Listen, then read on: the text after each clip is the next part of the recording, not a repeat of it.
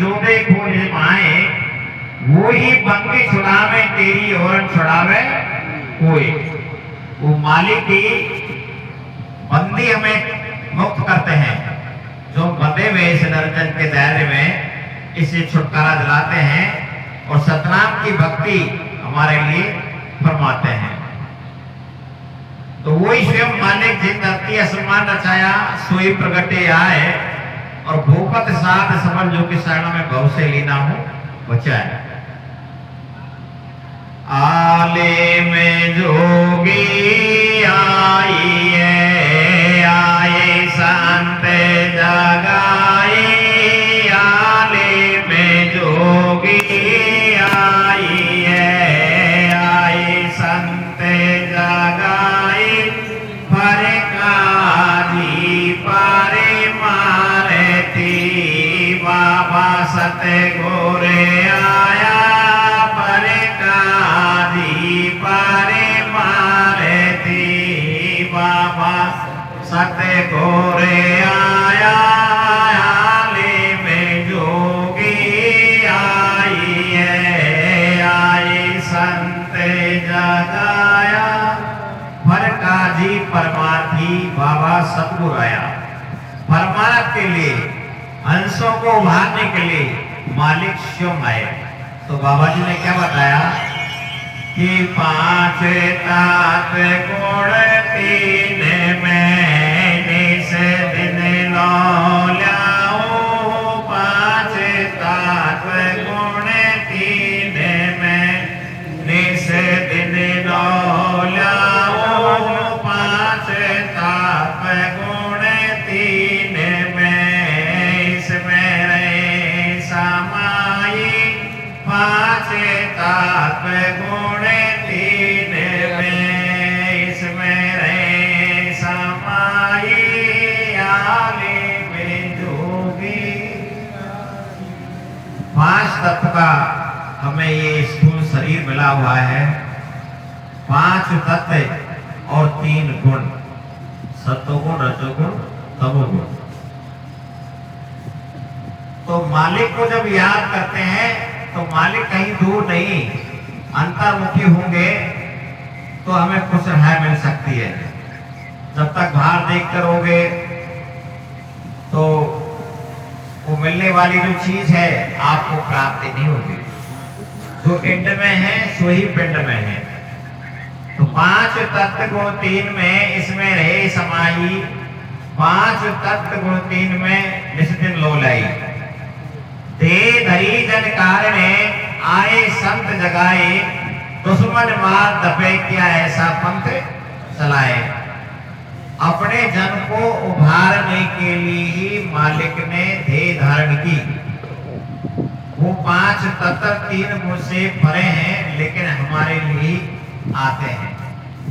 देह धरी जन कारणे आए संत जगाए, दुश्मन मार दबे किया ऐसा पंथ चलाया। ऐसा मार्ग हमें भक्ति का मार्ग जो बताया, नाम हमें बख्शीश दिया। नाम के लगने से हमारी भक्ति मार्ग में रुकावट आने वाले हैं, काम क्रोध मद लोभ भोग, ये सब किनारा कर जाते हैं। धरी जन कारणे आए संत जगाए, दुश्मन मार दबे किया ऐसा पंथ चलाए।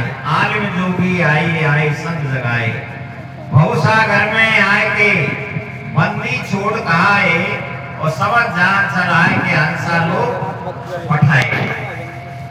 सबल दास गुरुआ धनी आया संत जगाया, साध गोपत हुक्म बोले सायब त्यारी साया। बाबा जी की कृपा है, उनकी इच्छा से ही सब कुछ रचा हुआ है। जब उनका पंजा हमारे ऊपर है तो किस बात का भय?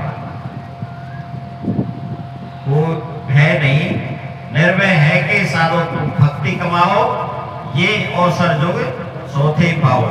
यदि जो ये समय बीत गया, चूक गया, तो दोबारा अवसर मिले या ना मिले, क्योंकि एक बार और योनियों भोग योनि में जाने के बाद में कब अवसर मिले ना मिले। तो इसलिए कहा कि भाई जो मालिक ने अवसर दिया है इसको हमें नहीं गंवाना चाहिए, सदैव याद रखना चाहिए, भ्रमना नहीं चाहिए कि बाबा जी साहब के हम चरणों में मालिक हमसे दूर नहीं है। जिनके है विश्वास सोई साधु तरता है। बाबा जी हर समय आए, अब कलयुग में आवश्यकता पड़ी तो बाबा जी ने 3 बार प्रकाश लिया। बाबा सबलराज साहिब, बाबा नित्यानंद साहिब प्रकट भये। फिर इसके बाद में 1454 में काशी जी में प्रकट भये। 120 साल रहे। उस समय दोनों दिनों को साहिब ने चिताया। 14 अरब वाणी हम बाकी सार वस्त्र में जो न्यारी राखी। साहिब ने उस समय 14 अरब वाणी बाकी थी, लेकिन सार वस्तु फिर भी इनसे अलग है। वो तुम्हारा भाव है, किस तरह से तुम मालिक को याद करते हो, किस तरह से पुकारते हो, किस तरह तुम उनको प्रेम करते हो, बस वही श्रेष्ठ है। मालिक प्रसन्न है तो समझो कि तुम्हारी भक्ति प्रसन्न है, नहीं सारा नियम धर्म सब बेकार है तुम्हारा, है कि नहीं? सारे रास्ता निष्फल है कि ते करते रहो। और वही श्रेष्ठ है जिसमें मालिक प्रसन्न हो गए, और वही सार शब्द है जिसके नाम लेने से मालिक खुश हो जाते हैं। तो बाबा जी साहब जब कबीर साहब के रूप में प्रकट हुए थे, उस समय हमें बताया कि हमें कैसा जीवन जीना चाहिए, साथ को कैसे रहना चाहिए, कि जिस समय मालिक का बुलावा आवे तो पीछे मुड़ के ना देखे कि भाई जाना चलो, साहिब का दीवार है उसकी तरफ ध्यान दे।